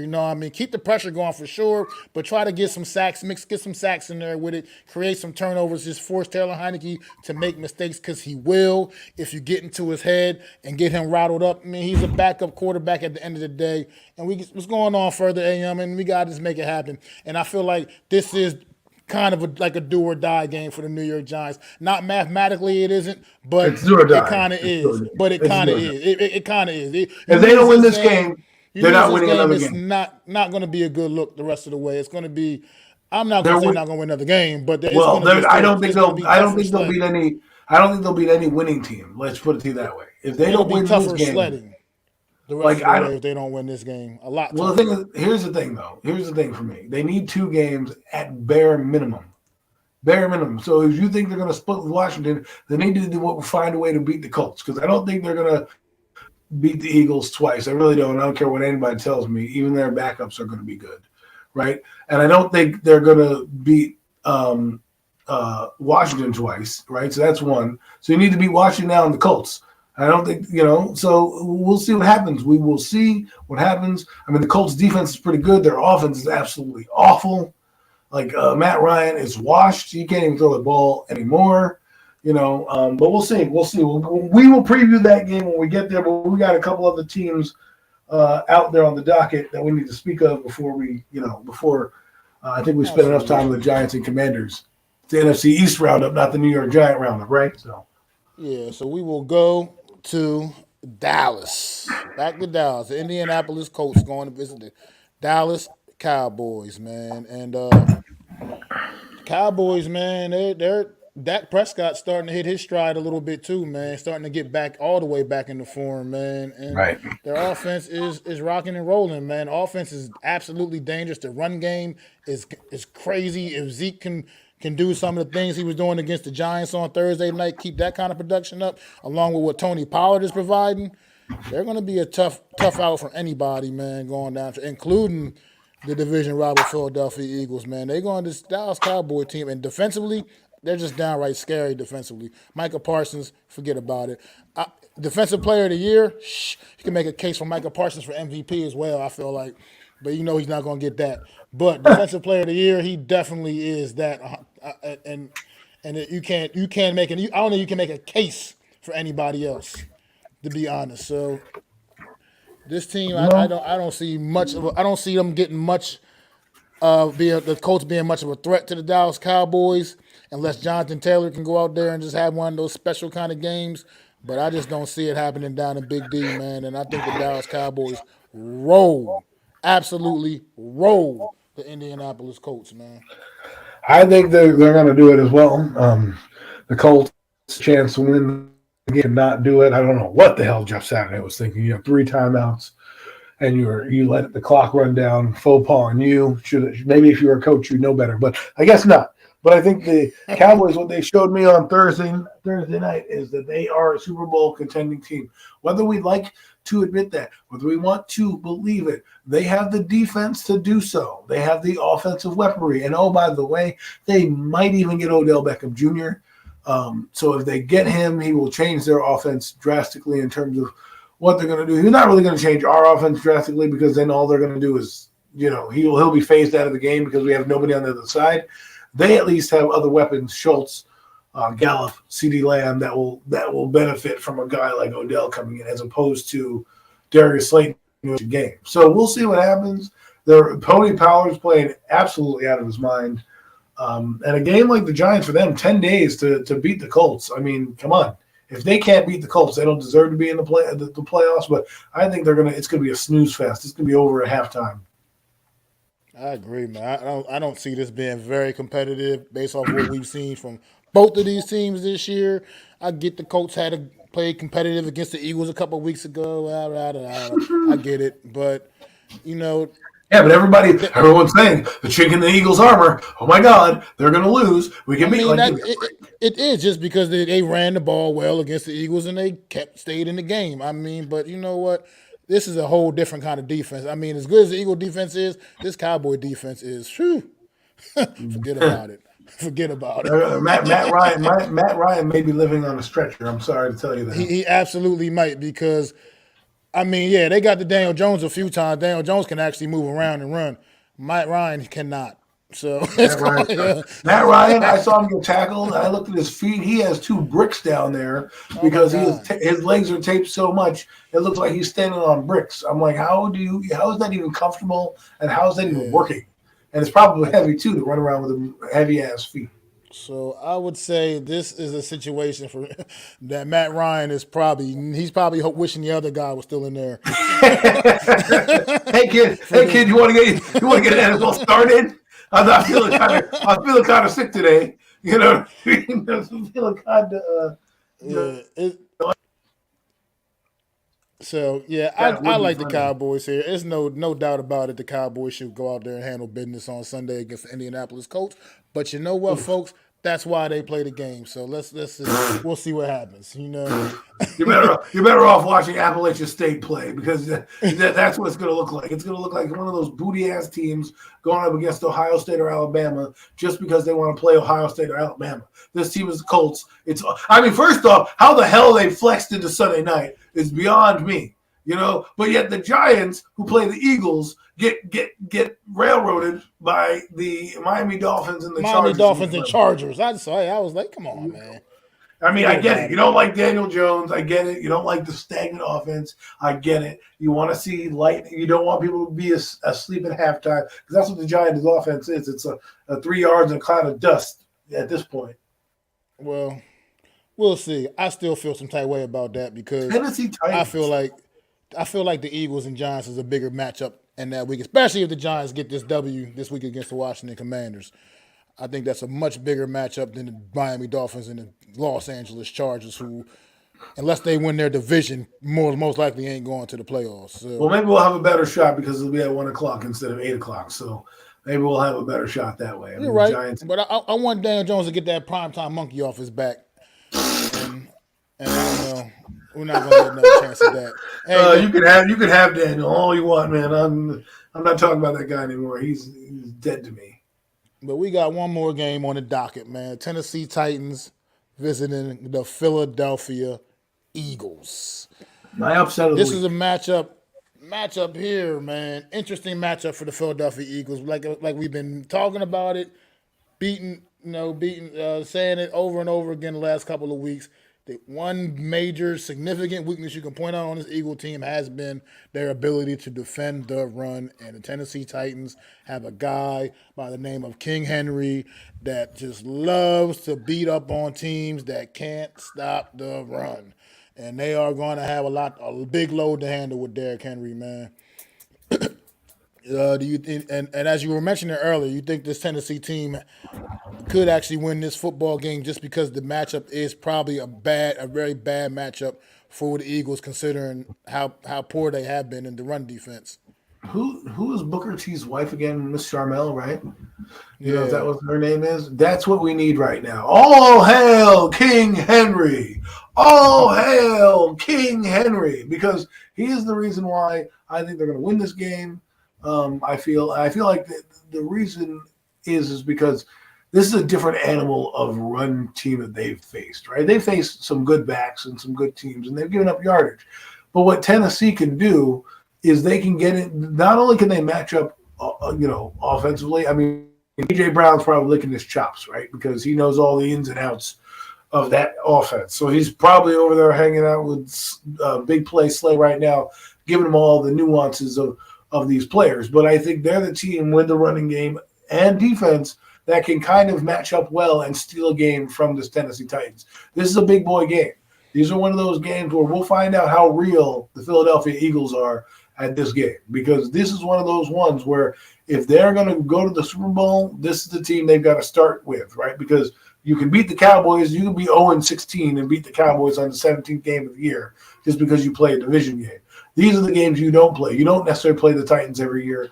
This is a different team. They're coming up to your building. They know that they can beat you because Tyler Henneke beat you, and they scored a lot more points. So Eagles get into this a slugfest. They're going to have to figure out a way to crawl out of it. And I think Tennessee has not only the offense to beat them, but I think they also have the defense that can beat them.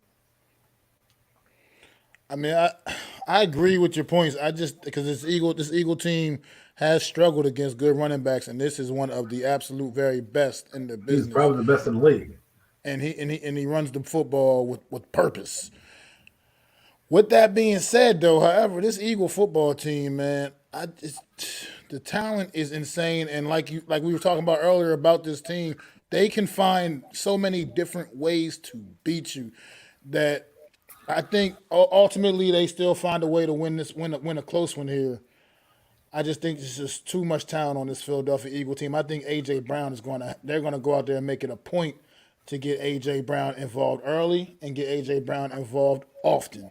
And I think that he's going to have a big game coming off of actually pretty disappointing performance on Sunday night against the Green Bay Packers. A.J. Brown did not play his best football on Sunday night against the Packers. But that's what I'm saying. And I think they're going to come out and look and get him set up to have a really, really big performance against his old football team. And I think they're going to be able to successfully get that job done. And I think that's going to lead to an Eagle victory. And this will probably be a little bit closer because the Tennessee Titans will run that football, keep the Eagles' offense off the field, not give them as many opportunities. But I think the Eagles, when they do have their opportunities, they're going to cash in more times than not. And I think that's going to be the difference in this football game. Well, I want to agree with you. I just think the Eagles have one or two more losses on their belt, and I just think it's going to happen. And I think they need a couple more losses just to kind of get some corrections that need to be done. Because when you win, sometimes you don't see everything that is glaring because you poo-poo. Look at our team, right? We knew that our quarterback was struggling. It wasn't until losses now where people are starting to see, yeah, he's just a bridge guy. He may not be the guy here long term, right? So what I mean by that is I think this team, from what I see, if you told me Philadelphia was playing them week 3, I'd probably say Philadelphia will run them over. Now they're playing them week 14. I think this is going to be a different game for Tennessee. They've gotten back their identity, which is run the football, make plays when they're there in Tennessee, and they are that team. They are that team, and I think they're going to be a little bit too much to handle because if you look at what they did back in the day to the Colts, right? And I know you're going, why are you talking about the Colts? The Colts had a very explosive offense, and they let their defense never had to stop the run really because everyone was playing from behind, so they had to have a track meet. So you got to attack the quarterback. This one, right, and like the game they lost to the Commanders, they had the defense didn't do much, and then they didn't do much to stop the Commanders, but then on the defensive side, the Commanders did enough to put pressure on Jalen Hurts and didn't let those guys become a problem. And so if they can score touchdowns, because that's what you need, touchdowns, right? If they can score touchdowns via the run and they stop them a few times on defense, I think that's what's going to be the difference in the game. Just because Tennessee's defense is very strong and they can handle anything that gets thrown at them. I mean, they can, and for obvious reasons, I would love to see the Tennessee Titans knock the Eagles off here. I don't know. My gut's just saying I can't go that way with the pick, man. Jeff, I don't have faith in Daniel anymore. You know me. DJ is what he is. I mean, people don't want to look at him like that. He's average. I'm looking for a guy. I don't disagree that he's average. I just think that the rest of the team is below average too, in other important spots. So, that brings me to my next point. It's like the bell of the ball, right? If you're an average player and you surround yourself with below average talent, you're going to look like the star of the show because you have less talent around you, right? Barkley is a clear-cut superstar, and you have the average quarterback, and everything else around him is below average. So when you have that, right? And you have your quarterback play average and then your running back play well below his means, you can't win. So what the Eagles have is they have a guy who's way above average, who does things that can keep his team in the game, both rushing and passing. I mean, Jalen Hurts has, I don't look at the stats, but I think he's in the double digits rushing the football and touchdowns as well, too. So, I mean, this guy has done some incredible things.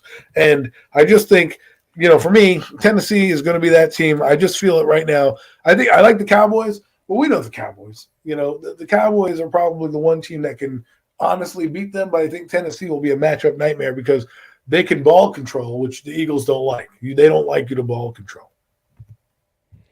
I mean, I know. It's just just one last the DJ thing. I know we keep. I know you hate this guy, Adam, but I just because my thing is when you look at this season, and Jalen Hurts took a tremendous jump this year, and he was good last year as well for the most part. But he had his struggles, obviously. But they upgrade his receivers this year with AJ Brown. That's a major upgrade from what he's working with all last year. And you look at the things Tua is doing down in Miami with them upgrading those receivers. It just makes you. It has to make you a little bit curious to see what Daniel Jones could do with something competent like that to throw the ball to. I mean, how can it not make you a little curious? This Tua was because Tua was getting practically ran out of town last year. They literally were trying to openly bring Deshaun Watson to Miami last year. Like, screw you, Tua. We're done with you. We want to throw you out like garbage. Basically, they bring insert Tyreek Hill to Tua, and he already has Jalen Waddle now also. And now you got Tua looking in damn MVP race. Look. In a race for the MVP. I'm telling you right now, there's more stuff that I need to see that make me want to believe in Daniel. I'm over Daniel. I don't care about him anymore. Nothing you tell me is going to change my mind. I know nothing's going to change your mind. I think a lot of people get caught up in he's a nice guy, he's playing well, blah blah blah. You got to look at the forest through the trees. Okay, Daniel Stephen Jones III. Okay, Daniel Stephen Jones III. Is an average guy. Now, I know there's a lot of teams that would like him. I know, I'm sure the Commanders are like, let's get him, right? I get it. I get what you're saying. But sometimes you are what you are, even if you bring in a star. And I think he's going to be average regardless. I don't think he's going to put up numbers. But he hasn't. But you don't know because you haven't seen that. You haven't seen him with a star. Have you seen him with stars receivers his whole career? No, you haven't. No, you have not. He has not. You draft this kid in 2019, and you trade away his absolute best wide receiver. Jimmy Garoppolo is my comp. Okay, Jimmy Garoppolo has all the stars in the world. He has a great tight end, all-world tight end, all-world back, all-world receiver, all-world offensive line. And Jimmy Garoppolo last week they played. Of course, my computer is slow. They played the Saints, and they only scored 13 points. Okay? They only scored 13 points. He average. That's what he is. He's an average quarterback. He has all the stars, and he still throws for one touchdown. Okay? So, against the Cardinals. But Jimmy Garoppolo is truly a backup quarterback. He has more yards than Daniel Jones in the season. He played less games. So Jimmy Garoppolo is truly a backup. Well, I can hear you. He's truly a backup quarterback. You know what I mean? So at the same time, does he really? Jimmy Garoppolo, he's truly a backup quarterback. He's truly a backup quarterback. Like, come on. Let's face it. Let's face it. Jimmy Garoppolo, does he really have a more of an overall skill set than Daniel Jones? Seriously? I'm just talking about stars, right? We're talking about stars on a team. Jimmy Garoppolo has all the stars, and he's still average. Okay, that's all I'm saying. Is that Marcus Mariota still average? He has Drake London, he has Kyle Pitts. They're still average. You can put in Odell Beckham here, and his numbers aren't going to change. No. But you can't say that, Adam, because you haven't seen Daniel Jones with anything like that. You haven't even seen him with anything like that. You haven't, though. You have not seen him. The problem is with those guys you're comparing him to is you've seen Jimmy G with those guys, and he's still average with those guys because he's just Jimmy G. You've seen, but you haven't even seen Daniel Jones with those guys. Before we saw Tua, before we seen Tua with the guys he's playing with now, he was getting ran out of town. He was getting literally ran out of town. So it's okay. It's okay. You know, he's not. I'm not trying to change your mind because I know I can't. I'm just saying. This is why I get angry about this subject. And I didn't want to end the show on this way, but this is what gets me angry. Okay, this is what makes me hate this guy even more. Because it's not like, hey, when you put up a comparison and give an actual, it's like I feel like I'm in a courtroom right now, right? And I cross-examine the witness, right? And I give him, well, you know, he stabbed him in the gut, even with the knife, you know, and all this stuff. And you go, well, he didn't stab him right in the gut. He stabbed him right above the arteries, and he didn't really kill the guy. But it's like, okay, so was he at the crime or not? Yes, he's there, right? So after all the investigation that I've done, scouting, listening to other scouts, listening to executives, reading about things, seeing what the eyeball test, the guy, when I draft a guy 6th overall, I'm not expecting Ryan Tannehill because Ryan Tannehill, who by the way out of town anyways in Tennessee, who is an average quarterback at best as well, right? He's the same way, right? And to me, unless I'm getting Alex Smith, who by the way, Alex Smith was let go by his team. Ryan Tannehill was let go by his team. And a lot of other guys were let go by his team because they have found another guy better. I think you can do better than Daniel Jones. I think what is being seen right now, what I think is being seen right now is that Daniel Jones is being brought to a level of competency in the offense. And because he's not fucking it up or screwing the pooch, however you want to put it, right? They're like, oh my God, yes, he's doing great. High five. Like I said, it doesn't make you want to see what he could be if he had somebody competent out there to throw the football to. The mailman that comes to my house, you know, he dresses in a parka, he wears boots. One day he's going to float to my friggin' door with rocket shoes on. Doesn't mean he's not the same guy that was there with boots on. All I'm saying is, you know, what I'm saying to you is this. DJ is DJ, and you can upgrade the guy. I'm not saying he won't be here next year for a short-term deal. You know, you guys can like him, but Big Game Dan, I haven't seen Big Game Dan. And someone told me this week, oh, you should praise him after this Washington game. No, I don't care about this game because, like you said, he does play this team very well. What I care about him is against the Eagles, Minnesota, and against these other teams. Against the Cowboys, game 1, he didn't do that well. I don't care what anybody said. Yeah, he ran the football, but they stifled that real quick. In the second game, he played awful, okay? And everyone's like, well, he played, he was okay, man. He played hard. He's a tough guy. You know what I'm saying? I don't care about that, okay? I don't care about that. I care about in a game, the difference in the game. And in that game, he wasn't. In this game, Jimmy G was not the difference in the football game. It was their defense. And their defense held the Saints to no points, and they won the football game. Although Jimmy G did have 70% completion, he's still an average guy. His whole career is average. You're not going to change me on Jimmy G, right? There's a reason why they're getting rid of Jimmy G for Trey Lance. There's a reason why next year Trey Lance will be the starter and Jimmy G will be playing in Indianapolis. Okay, all I'm saying to you guys is that you can have Daniel Jones. You can ride with him, be your guy. I'm going to ride with the New York Giants. You know what I'm saying? And I just know in my heart of hearts, this guy is not going to be this animal because what I see, and I told you guys this: a good defense, Daniel struggles against. It doesn't rise up. He doesn't play well. That well against it. That's why I'm worried about this Commanders team because this is the best defense that they've played by far that he's seen over his years. They've never been this good. They've never played this consistent. And this is what makes me worried that if he has a Daniel Jones average game, we're going to lose this football game. He needs to be the better quarterback on the field. If he is not, and they go out and lose this game, I don't want to hear any more about Daniel Jones. If they go out and win this game, go beat Philadelphia, and I'll give you credit. Because to me, there's nothing that's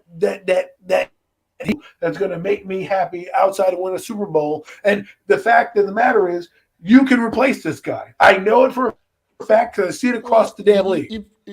I mean, of course, anybody's replaceable, but I mean, at the same time, it just gives optimism, man. I'm an optimistic guy, and I just see with this guy overall playing the best football of his career overall, as far as just the overall thing. Maybe statistically, it doesn't look like the best because of the year he had better stats, but I get it.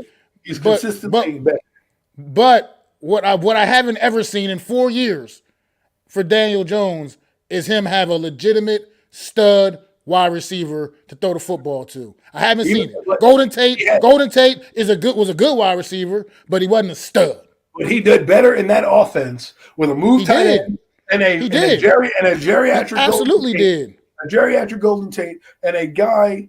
Absolutely did. And what's the difference? Because Golden Tate is also better than the guys we're playing right now. Right, but my point the guys is that he's throwing the ball to now. He still has the same. But how could you explain to me this? Okay, you go to look at the numbers. Let me read these numbers to you. Come on, computer. We're almost at the end. Come on, computer. Okay, let me read these numbers to you. In his very God, the damn computer never works. It never works. Okay, let's look at these stats right here. That's what happens. It's like when you have an old car, the parts break, and you're like, "Come on, car. You talk nice to it, and then you smack it around a little bit when it doesn't work out for you. No, here we go. Okay, can we move down? These are his regular season numbers right now. Hello, this stupid thing here. Let's see his overall stat projections in his time, because I screenshotted it to somebody. Let me see if I can find it on my phone while I'm letting this load.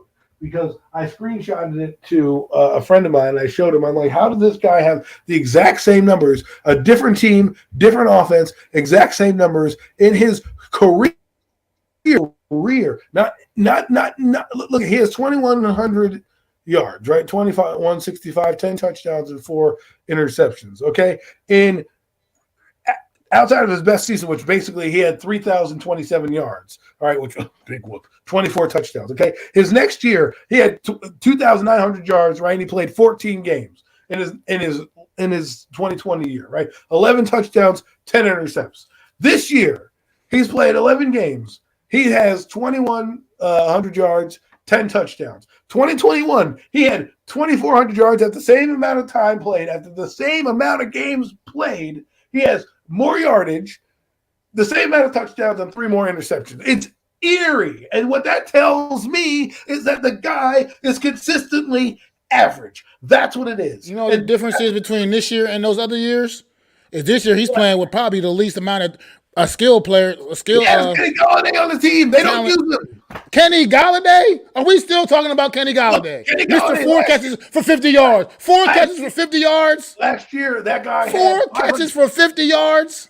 That guy last year got featured. That's all I'm saying. He had 500 yards last year, and then he has nothing. So is that on Daniel Jones that they're not using him, or is that on the coaches? Like, at what point do we put the offense on the coaches? Because I feel like with a better quarterback like a Jalen Hurts, we're opening this playbook up. You're going to see deep passes. With who? You think Jalen Hurts is airing the ball out to Richie James? We're the same team with Jalen Hurts, if not better, and he has better numbers. Jalen Hurts, you think he's seriously airing the ball out to Richie James and what's the other guy's name? Hodgkins or whatever his name is, and David Sills. I'm telling you right now, put a lot of here, and the offense was. I believe the only quarterback that could make this work with this talented receivers is Patrick Mahomes, because he's just some kind of he's something else. Well, he's just something else, because he's just a different. He's not even human. He's like an alien to me. So I feel like he's the only one that can make this work with this group of receivers that the New York Giants have. Because we even talked about Aaron Rodgers earlier. It took him a while. Yeah, he's found his groove now with Christian Watson and these younger receivers. But he was struggling early on in the season with the guys that he was playing with. I mean, it's just a reality. I'm not saying Daniel Jones is anything more than average. I'm saying that he's playing with shit. And then the receivers he's playing with are below average. Jimmy Johnson is playing with shit. Filet mignon, and he's still average. That's what people don't take into consideration. I just wanted to get you fired up a little bit at the end of the show, bro. I ain't mean to take it like that. God, but we do got to get ready. Thrown through the friggin' table, you know. We got we tiptoed around and then he just choke slammed me right through. We need we can wrap it up soon. Yeah, we need to get ready to wrap this up because I got a couple things I need to take care of. What's going on, Jarius? Thanks for stopping in, man. Why Hurts couldn't do it before he had the receivers? Because they had to develop. Like I don't know why you're looking at his previous time. So this is what the thing is, right? You're looking at the now, right? You look at all of what he did. The kid has ascended in 3 years, Jalen Hurts. He was okay in his first year. He threw for over 300 yards against the Cowboys, right? The one game he had. In his second year, he took the team to the playoffs, and their receiving core had Devontae Smith. It wasn't great. It's not his fault, Jalen Reagor dropped the football, right? And then this year, it takes a quarterback to make these guys good. It's not just, hey, A.J. Brown is good. The guys got to be okay, too, at least, and they're not even okay, though. I feel like we don't have even okay guys like that. Like it's just at some point, I'm not gonna say I'm not calling Daniel Jones anything more than what he actually is. Because I agree with you with some of the points about Daniel Jones. I agree that he's more on the average side. I just feel like this year in particular, with him playing much better football than he usually normally does, as far as just the overall everything that he's doing, not making all the dumbass mistakes constantly, but it's just this year it's more noticeable that the lack of receiver talent on this team is affecting Daniel Jones a little bit and a little bit. I'm not saying he'd be an MVP. I'm not saying he'd be in the MVP race or anything crazy like that. I'm not by no means saying that. I'm just saying our receivers are about as bad as it gets in the entire league. I'm thinking really hard right now to think of a team that has a worse receiving core than us. I'm really thinking hard to figure it out. We don't have a great receiving core, period. Okay, still can find the Tennessee Titans. They have a geriatric Robert Woods. They have Traylon Burks, who's just starting to get into his own. Right, you can say they're better talent-wise, but they haven't put up the numbers. No one's writing home about the Tennessee Titans receiving core. And yet that guy... Well, not anymore. Not without A.J. Brown, no. Not anymore. Somehow that team is still winning, but they don't like... Tannehill's not the greatest quarterback either, right? So my point is that just because he's in a different spot does not make him average. It's not like you can just give a guy and he's going to Barry Sanders his way down the field all the time, okay? It's not. It does take plays and it does take talent. I mean, Herbert's under-delivering right now, and he's playing with some good talent. Am I blaming him for everything? No. Am I blaming his coaching staff? Yes. Am I putting all the onus on the receiving core? No. You're the quarterback. Your job is to make everybody better. And your job is to lift the team up when your best player is not playing well. And if you're both not playing well and we lose, there we go. There's no accountability for this kid. All I'm saying is it's kind of hard to polish a turd. I'm just saying it's kind of hard to polish a turd, man. I got a couple polished turds myself, so you know what? Turds. Golden, right? They are turds. They are big turds. Let's go. And sorry, folks, for all of that, but we are about to wrap this thing up, man. Any just last final thoughts before we get out of here, Adam? Daniel Jones gives me gray hairs. Well, I'm already gray, so I ain't worried about it. Fine. How about this? Daniel Jones, talking about Daniel Jones gives me agita, right? I feel like I'm gonna have to drop some turds after talking about him, man. Oh my God. All right. And on that note, everybody, man, this has been the Mac the Giants fan, my guy Adam Costas. This is the Real Deal NFC East Round-Up, and we will be back next Wednesday, same bad time, same bad channel. See y'all then, man. Have a good day. Peace. I'd like to thank you all for listening.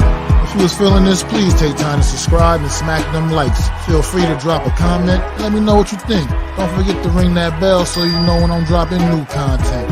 It's your boy, Mac the Giants Fan. You can find me on Twitter, YouTube, and Facebook at Mac the Giants Fan. That's MacDa Giants Fan.